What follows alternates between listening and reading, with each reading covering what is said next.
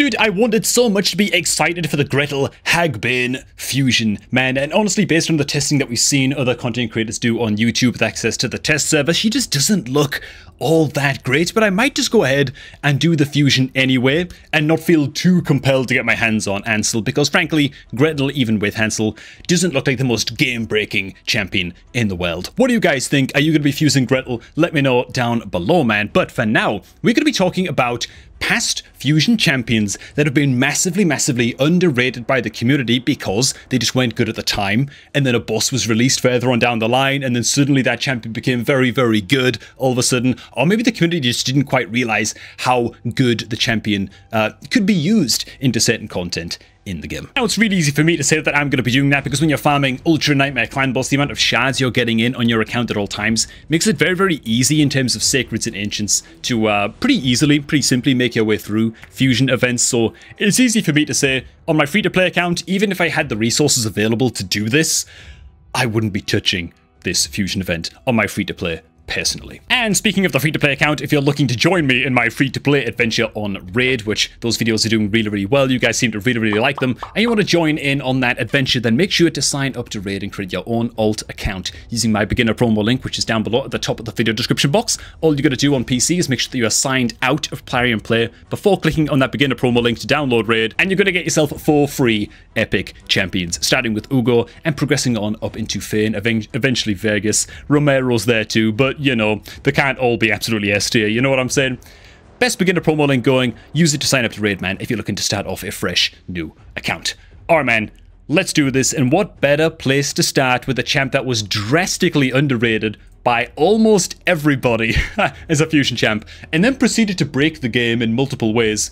Good old Vault Keeper Wixwell. Dude, let me tell you something, man. Honestly, it feels like everybody missed this. Everybody made their minds up about Wixwell's ability to grow shields and grow barriers across your team, saw that it didn't look very good, and then made their mind up very quickly. And a lot of people skipped on the Wixwell fusion and didn't quite get the memo in time. There were certain content creators who started, I can't remember who it was, people started to figure out that there was something going on with a crazy Demon Lord Clan Boss Wixwell team that could give you infinity shields, and people were starting to put the pieces together with some insane Wixwell Yannicka combos that you could throw into Hydra as well. And so people were starting to figure it out, but only in the couple of days leading up to the fusion, and a lot of people skipped out on Wixwell. Here's some comments, man, from other content creators' videos that were covering Wixwell at the time.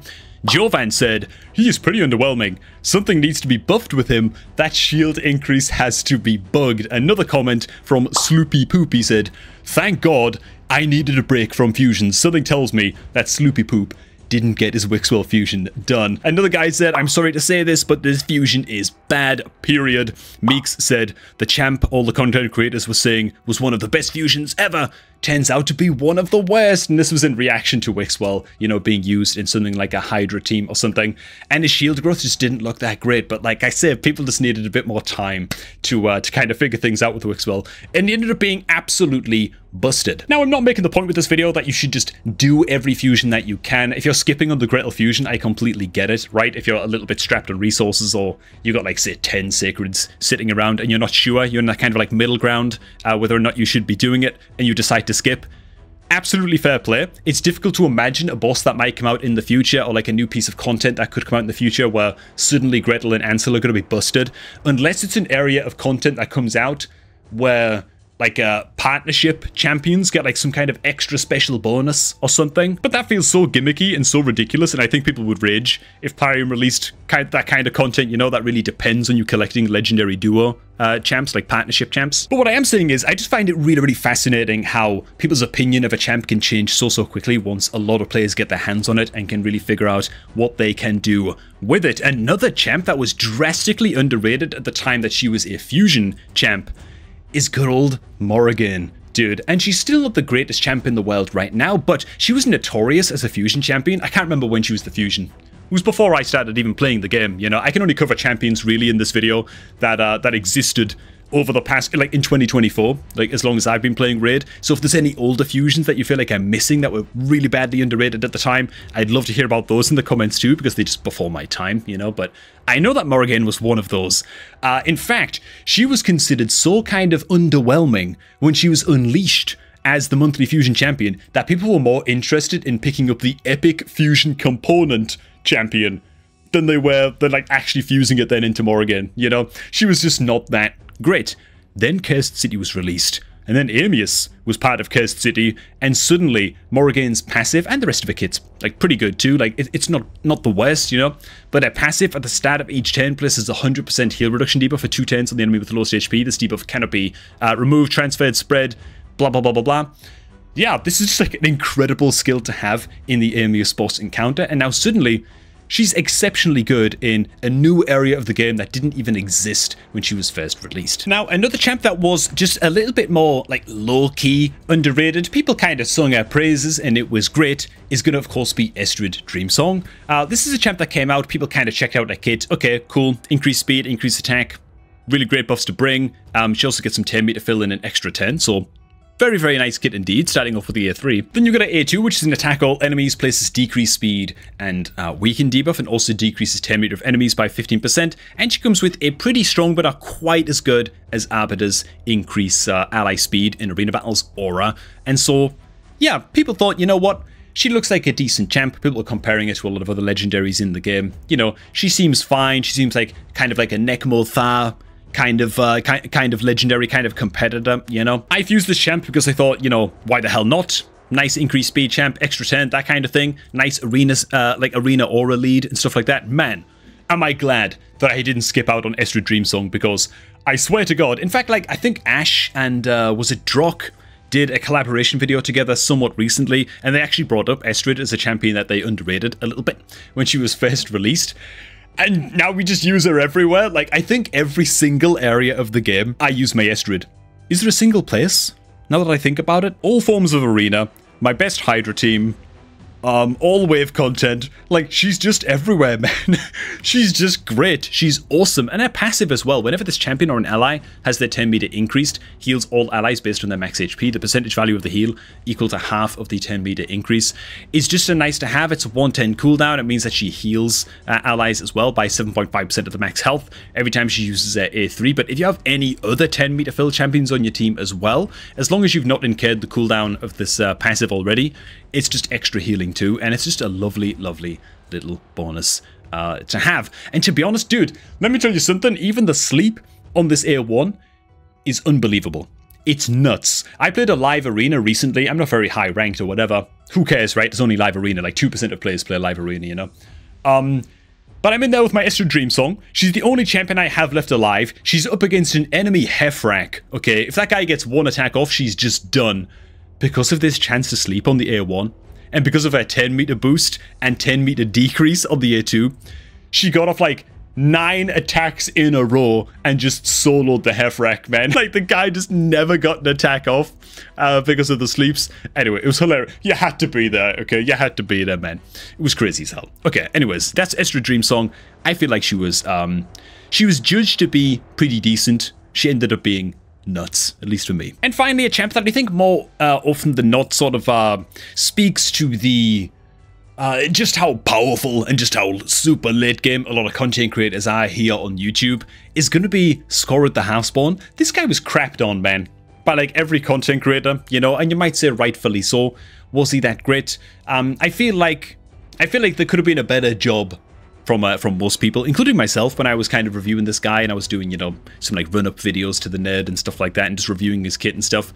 How good this guy is for newer players, right? That are in like the first, I don't know, similar to my account, that are in their first like 7 to 8 months or whatever of their raid account. This would be a very, very, very good first fusion for a lot of people to get involved in, because, dude, there's like, what, how many champions actually apply Hex in this game that aren't Mithrala and aren't like super hard to get your hands on, you know? There's really not that many. They're very, very rare to come by indeed, and getting one for free in the fusion, along with some pretty good damage from Skorrud the Halfspawn, I feel like was a very, very good deal indeed for new players. And so, I don't know, dude, I do feel like Skorrud got crapped on just a little bit too hard, and it would have been nice to hear more kind of consideration for beginner players, because there's a lot of new players in Raid, man. If this channel is anything to go by, and the kind of folks who, you know, subscribe to this channel and stuff, and check out these videos is anything to go by, there's a lot of new players coming into Raid still to this day, who could use a little bit of guidance, man, when it comes to whether or not a fusion might be worth it for them on their fledgling account. Speaking of new players, by the way, by the time I release this video, there may or may not be a 2x Ancient Shard event active, and if you are one of the beginner players that's, you know, maybe made your new account at around the same time I made my second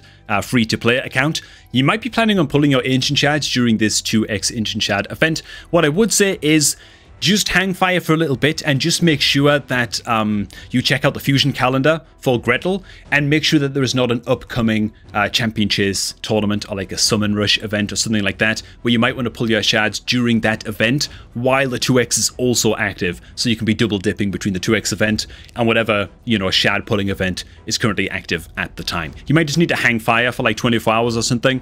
At the time I'm recording this video, I haven't seen the fusion calendar just yet, but just be a little bit wary about when you're going to pull your shards. And you know, man, while we're on the topic of newer players, I'm going to go ahead and call out a champion that gets crapped on all the time and is badly, badly underrated for new players. I know it's not a fusion champ or whatever, but I'm just going to throw it into this mix anyway, dude. Diabolist gets so much disrespect, and I can't even believe it. I can't believe it. It's a champion that you basically get for free with full skill bucks because you're farming campaign stage 12 all the time.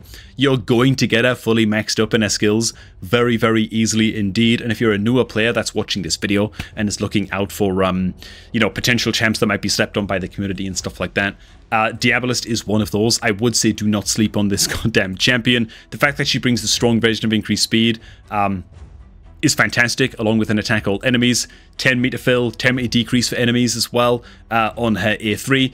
She's just a great 10 meter manipulator that's almost always worth taking up to level 50. So that's just one that I'm going to throw in there at the end. Little bit of a personal gripe that I've got, man. I don't like seeing Diabolist get crapped on when she's done so much work for me, even on my main account, and she still continues to do work for me on my main account at just a level 50. But man, now is a pretty good time to go ahead and shout out good old promo code GameLeap, which is above my camera right now. Make sure you go ahead and use promo code GameLeap to get your hands on 10 free experience brews, a free energy refill, and 100,000 silver. This is a promo code that was active for a while and then kind of expired for a bit. Well, now it's back for at least I think like the next 30 days or something. So make sure if you haven't used it in the past that you take the opportunity to use promo code GameLeap right now. And I'm going to throw it over to you guys, man. Which champs am I missing? Which fusion champs have I missed that were sort of before my time, that were badly underrated by the community, man? And that maybe you wish that you fused and then you had to like rely on pulling them from shards at a later date, you know, which is not a good place to be in, but is what it is. And once again, are you going to be fusing good old Gretel? And are you comfortable with getting Gretel but skipping Hansel? That's a big question to ask as well, because you could get the Gretel fusion now because the fusion is maybe easy for you, but you decide to just skip on the Hansel because he comes out and it's a deck of fate and he's going to cost you 20 sacred shards, and you feel like it's not worth it and you'd rather just wait for like a future guaranteed event or something like that. Let me know what y'all think about that down below too. But alright, man, I'm going to leave it here, man. If you're going to start off a new Raid Shadow Legends account, make sure to use my beginner promo link, which as always is down below at the top of the video description box. Start off your fresh new account with 4 free epic champions. It's simply the best beginner promo link going. And yeah, you should use it if you're ever looking to create a second account or to recommend a friend start playing Raid. You know where to send them, man. Alright, thanks for watching, everybody. Hope you all did enjoy this one, and I'm going to catch all of y'all just a tad bit later, man.